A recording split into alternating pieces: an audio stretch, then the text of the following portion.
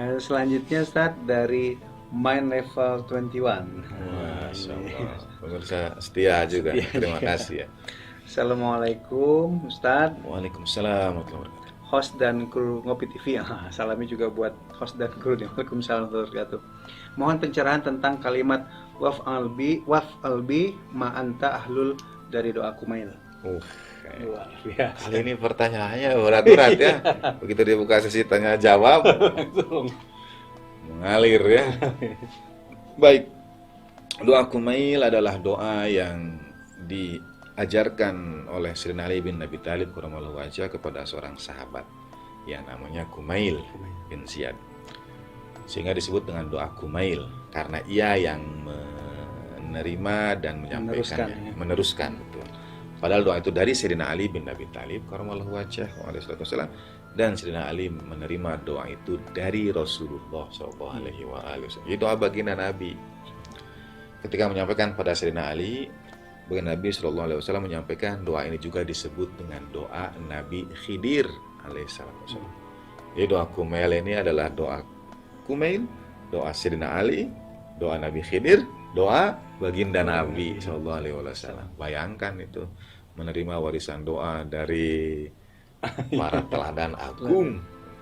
Sampai dalam riwayat kata Sayyidina Ali bin Abi Thalib karramallahu wajhah wa alaihi wasallam, bacalah dalam hidupmu itu setidaknya paling tidak kau pernah baca itu satu kali. Kalau tidak jadi bacalah kalau bisa setiap hari, kalau tidak bisa seminggu sekali, kalau tidak bisa sebulan sekali, kalau tidak bisa 6 bulan sekali, kalau tidak bisa setahun sekali. Kapan itu? Malam nisfu Sya'ban dan malam Qadar.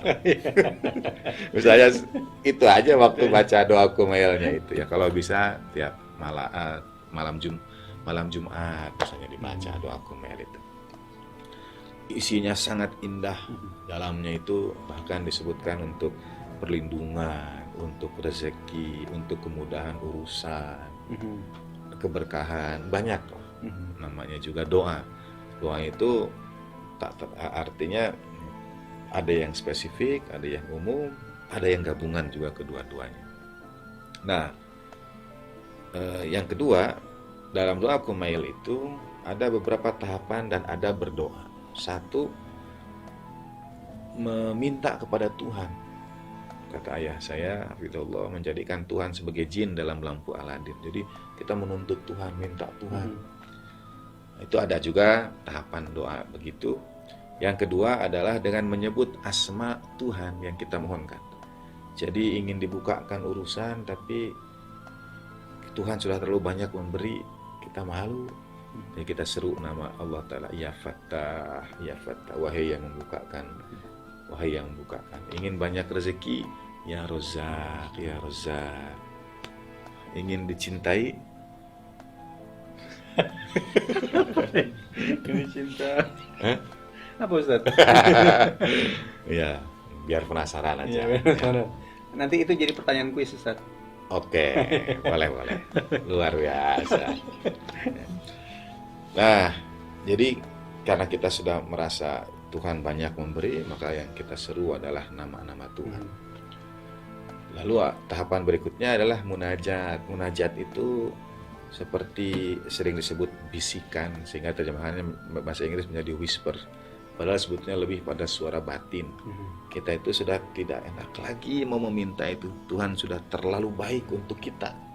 Jadi kadang-kadang dengan kalimat seperti begini, Ya Allah, dalam doa Kumail misalnya, Ya Allah, sekiranya aku sanggup menahan panas apimu, bagaimana mungkin aku sanggup berpisah darimu?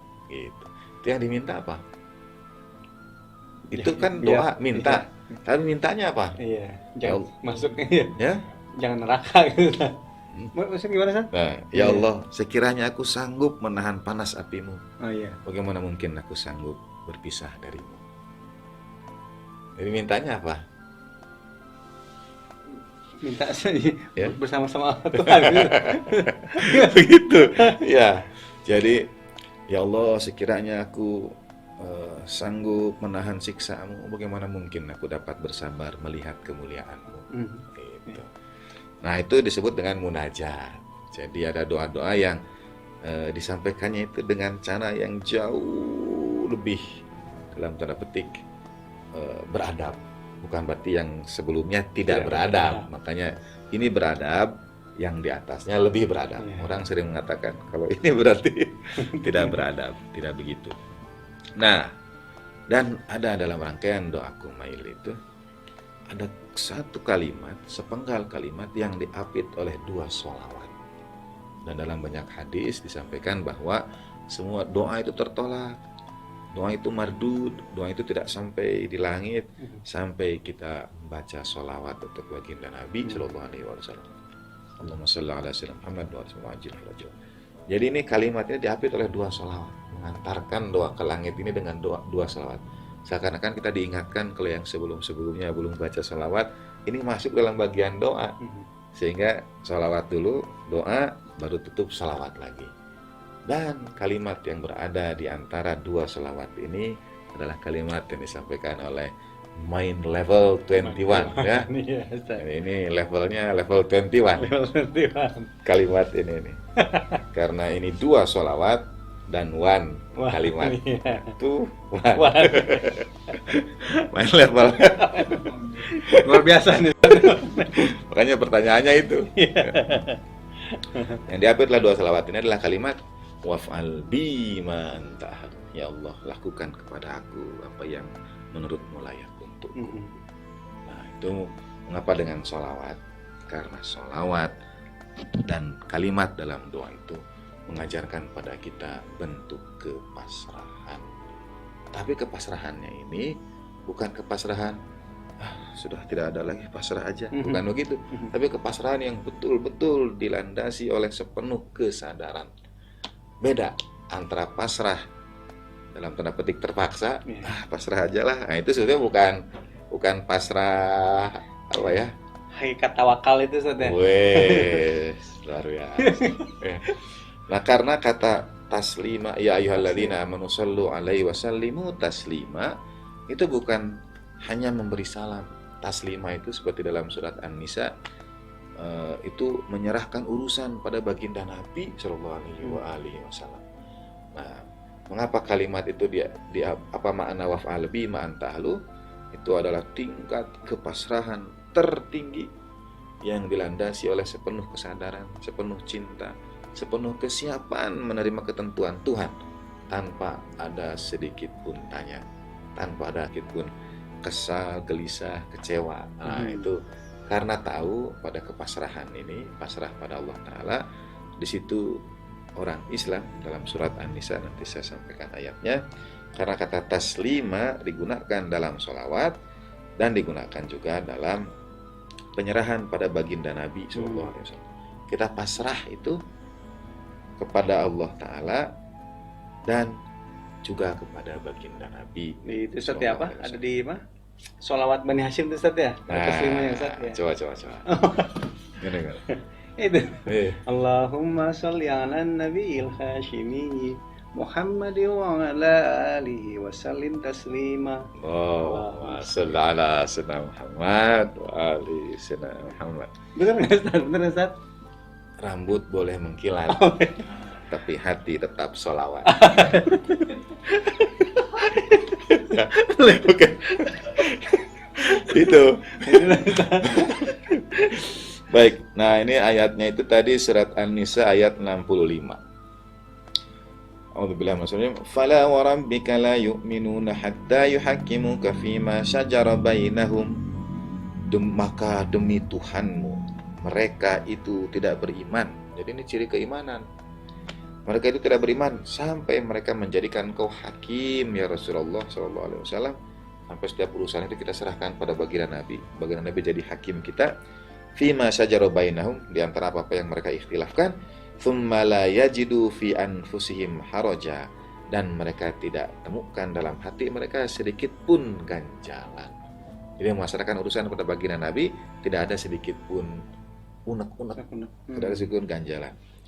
Dalam terjemahan ini, maka demi Tuhanmu mereka tidak beriman hingga mereka menjadikan engkau hakim dalam perkara yang mereka perselisihkan. Kemudian mereka tidak merasa keberatan dalam hati mereka. Saya menerima ganjalan ini keberatan.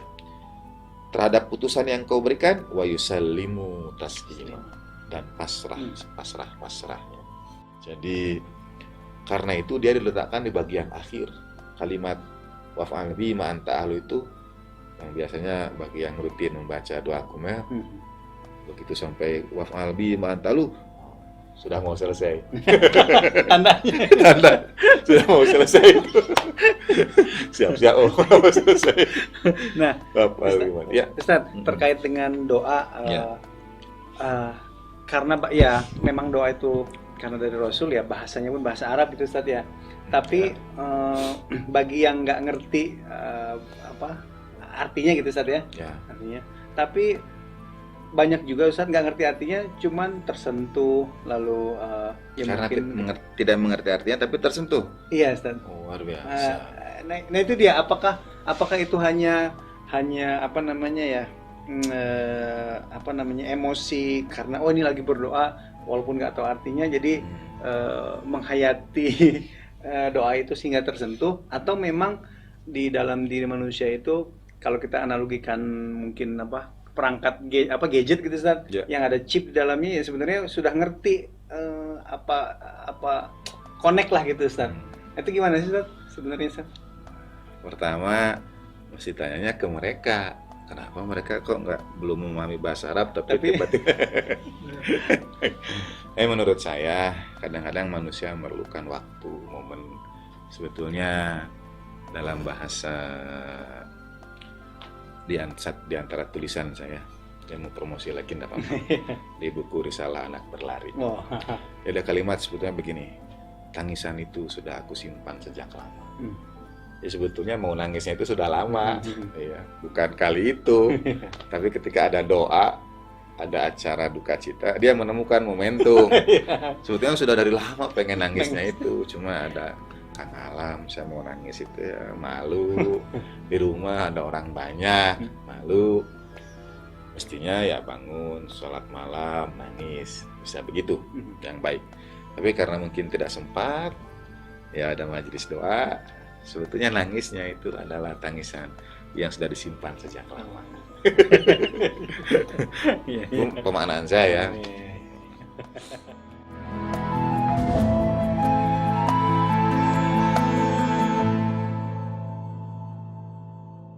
Jangan jadikan kebahagiaan itu kejaran hidup kita.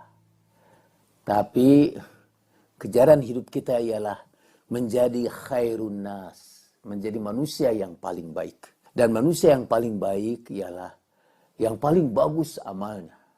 Dan yang paling bagus amalnya ialah yang paling banyak manfaatnya kepada manusia yang lain.